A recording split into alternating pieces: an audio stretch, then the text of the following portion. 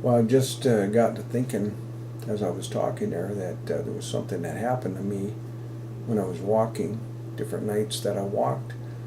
The first thing that happened to me that was more than, it was unusual, way unusual, was it was like somebody picked me up. I was just praying and begging for help. I was just begging for help. I'd been begging for help for years. But one night, it was like something picked me up mentally and turned me upside down and dumped everything out that was in my brain onto the ground. It sounded like a bunch of silverware hitting the kitchen floor. Bang, clang. And all of a sudden, there I was I was free. But it was only temporary because a lot of it came back later, and it was just as difficult for me again.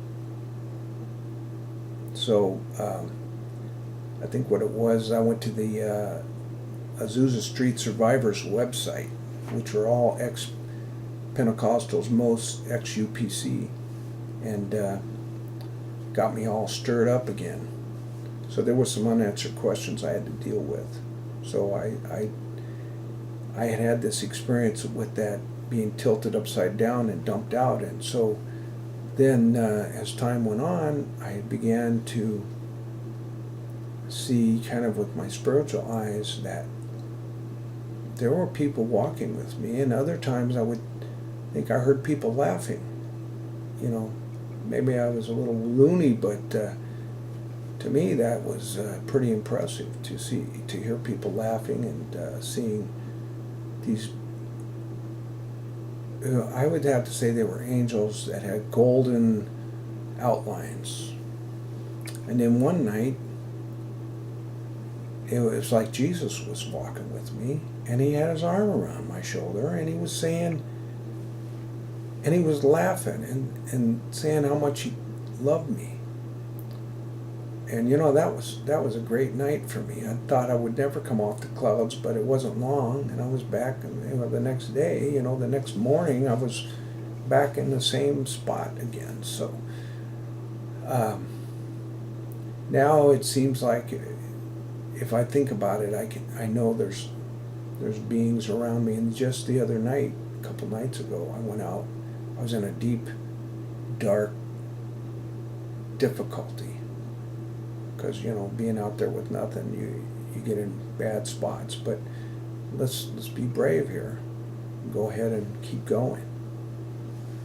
So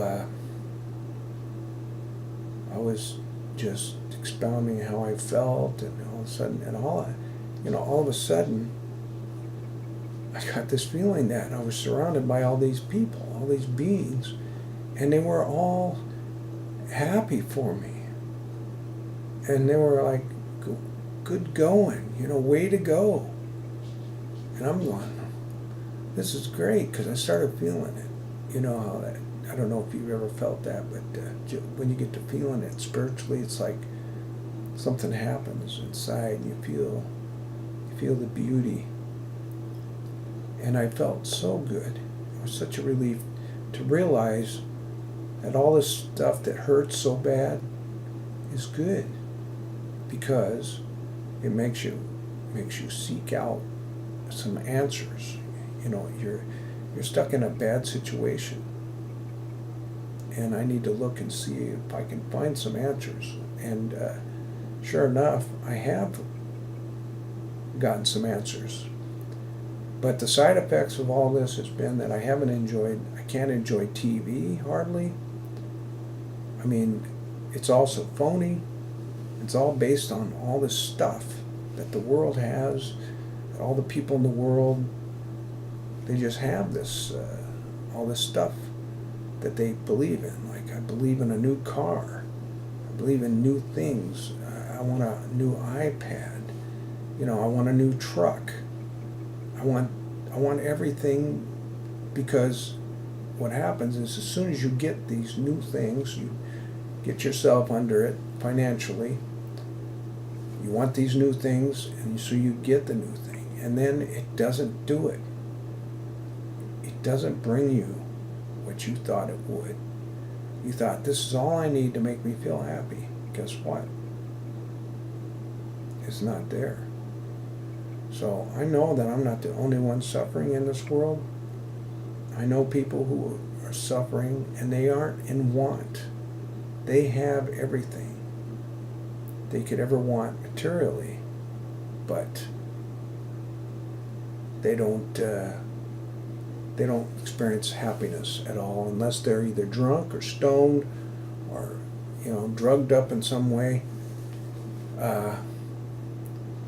Now, I'm not being self-righteous here, because I know that anyone who knows me knows that I like to smoke pot. So I'm going to fess up that, yeah, I smoke pot. I have smoked pot since I was in high school, which is a long time. My dad, he's a sweet man, and he's getting up there now.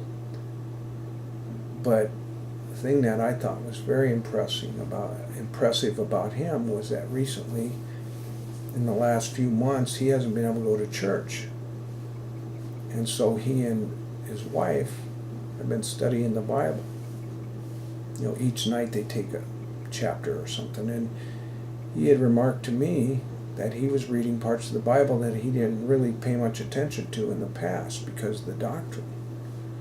He read the things that supported the doctrine. But he started asking questions about some things that the doctrine taught, or he was taught that the doctrine taught. And, I told him, look, Dad, you're like in your late 80s now. It's no time to go jumping ship here. I said, you've been doing just fine with what you have, and I don't think you should change that.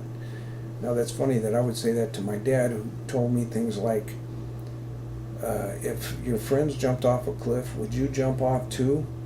Things like that. You know how parents always say these kinds of things to you. And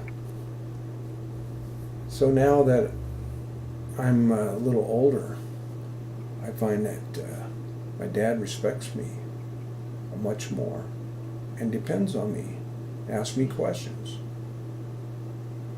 And any kid would like to have his dad think he was important. I mean, that's your dad, for crying out loud. If you got your dad around, it's nice to hear that kind of stuff from him. And I sure as heck try to tell my kids how much I appreciate them and love them and how great I think they're doing.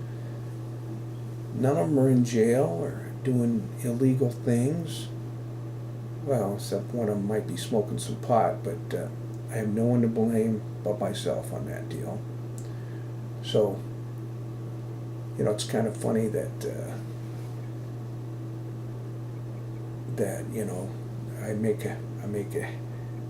I go and say something about smoking pot. Well, I got a license to smoke that stuff. So now that's legally gives me the permission to smoke it. And so if anybody wants to go get me busted, well, that's fine. Go ahead. Because the time you see this, I'll probably already be dead, and you'll have to dig me up to put the cuffs on. So just remember that. Okay, I'm gonna have to stop this. I may stop for the night and then just come back and do this another night. Anyway, I'm starting to feel more comfortable now. Now maybe I can say the things that I wanted to say to get this stuff off my chest. And I'm going to have a record of it that I can look back at, or, maybe after I'm dead, the kids or grandkids might want to look and see what old grandpa or old dad's wacky ideas were. I'll talk to you later.